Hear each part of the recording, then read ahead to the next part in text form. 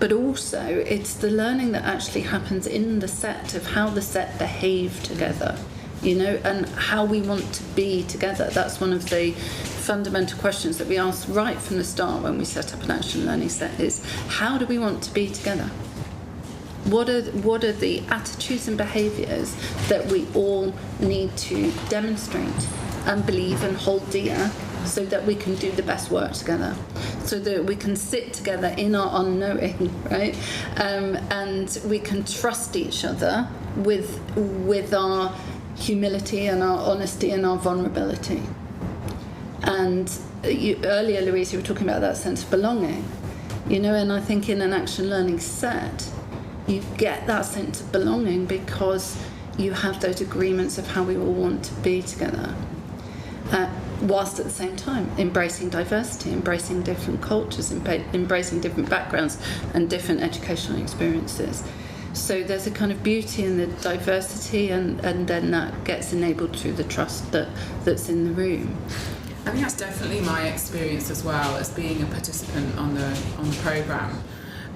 Is the fact that I don't know these people. You know, some of them know each other because they've worked in similar teams, but I don't know them, and I have a very different career, different role, etc.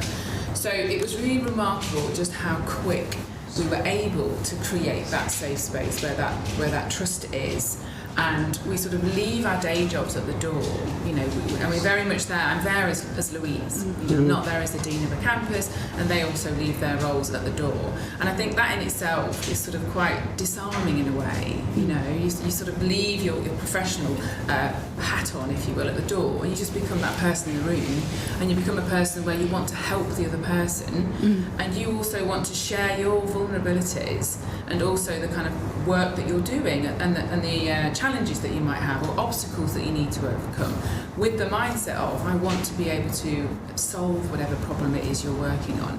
I think it'd be really helpful, because obviously you guys are absolute experts on action learning, is if you can maybe give some examples around the practicalities of how it actually works. Yeah. So yes, absolutely. When we developed the action learning question method, this was based on a project, fellowship that I was given to look at how we could go to the roots of action learning and where it started originally and bring that into the modern and future setting.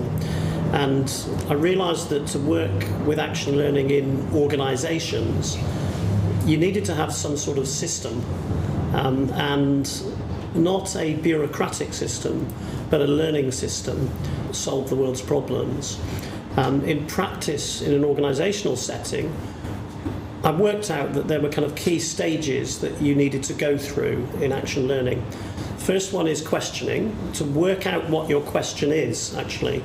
So we do that literally with groups now, and they may individually work out a question and say, well, my challenge is how do I create psychological safety in my team, and I'm going to work on that over the next few months, and you're going to help me as the learning set, inform my thinking.